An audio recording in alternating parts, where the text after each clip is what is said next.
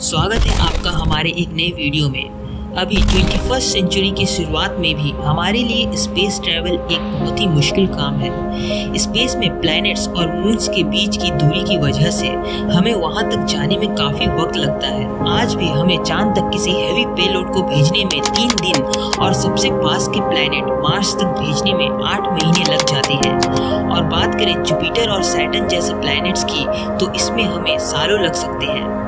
NASA इस सब को हमेशा के लिए बदलना चाहता है ताकि हमें स्पेस ट्रैवल में अभी के मुकाबले कई गुना कम वक्त लगे।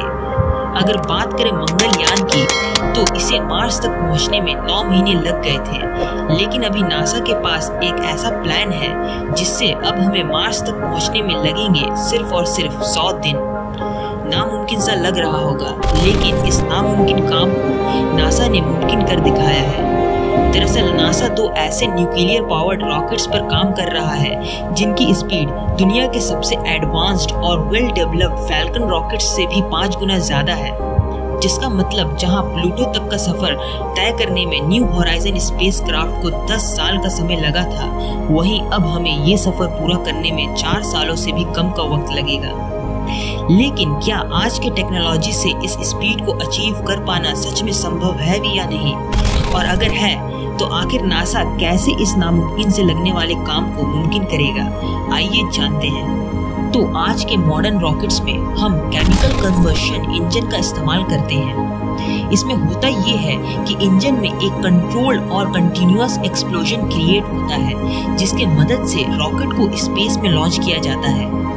दरअसल इन बेसिक रॉकेट्स में लिक्विड मीथेन और ऑक्सीजन का इस्तेमाल किया जाता है।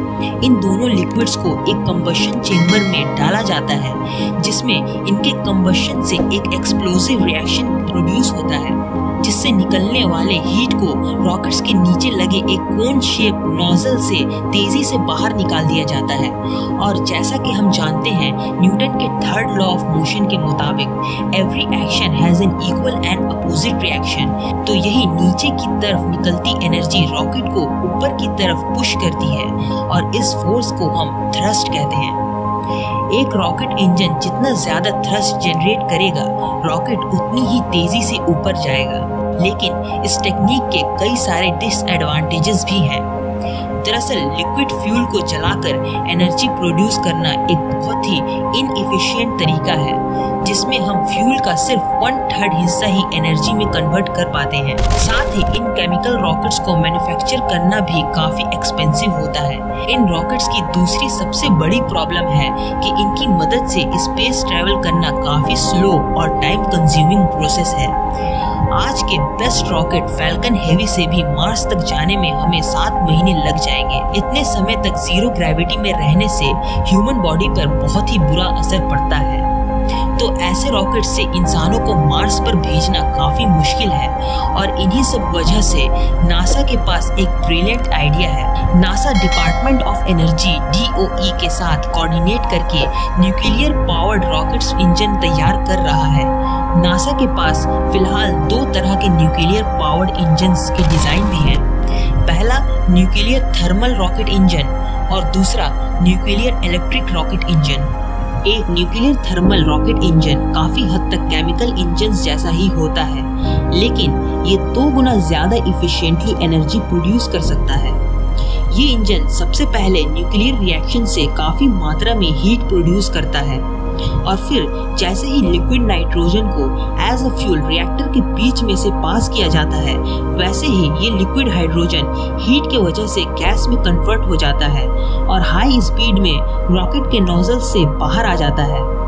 किसी भी रॉकेट की एफिशिएंसी को मेजर करने के लिए इंजीनियर्स स्पेसिफिक इंपल्स का यूज करते हैं जिसे हम इस इक्वेशन से समझ सकते हैं, thrust force divided by fuel flow rate. तो जैसा कि हम देख सकते हैं जितनी तेजी से फ्यूल रॉकेट के नोजल से बाहर आएगा उसका स्पेसिफिक इंपल्स उतना ही ज्यादा होगा। यानी अगर रॉकेट की एफिशिएंसी बढ़ानी है तो रॉकेट से बाहर आते फ्यूल की स्पीड को भी बढ़ाना होगा।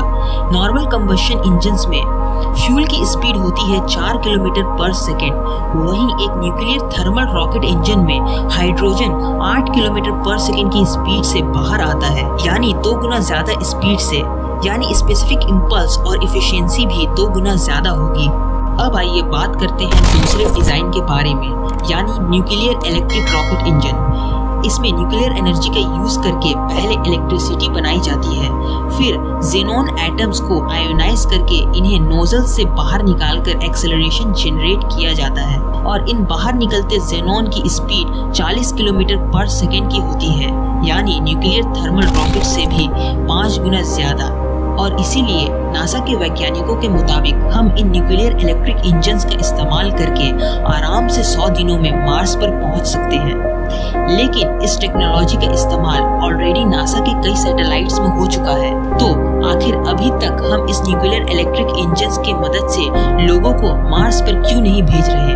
आखिर देरी किस बात की है? दरअसल ये इतना सिंपल नहीं है। रॉकेट की इफिशिएंसी सिर्फ फ्यूल की वेलोसिटी पर ही डिपेंड नहीं करती, बल्कि एक और चीज पर भी डिपेंड करती है, और वो है थ्रस्ट। थ्रस्ट फ्यूल की स्पीड पर डिपेंड नहीं करता, बल्कि फ्यूल कितनी क्वांटिटी में बाहर निकल रहा है इस पर भी डिपेंड करता है।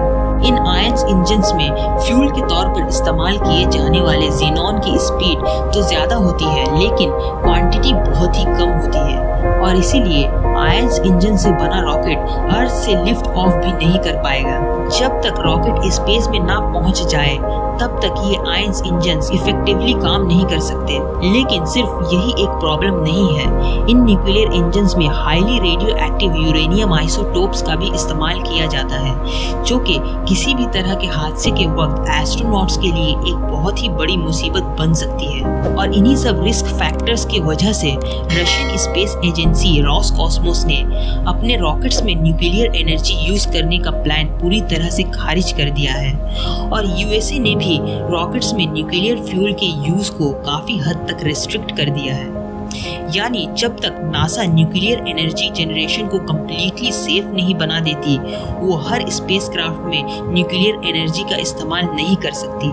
वैसे अगर आप जीरो ग्रेविटी के वजह से ह्यूमन बॉडी पर पड़ने वाले असर के बारे में और मार्स तक पहुंचने में आने वाली मुश्किलों के बारे में और ज्यादा जानना चाहते हैं, तो आप मेरे इस वीडियो को जरूर देखिएगा। इसका लिंक मैं डिस्क्रिप्शन में दे दूंगा।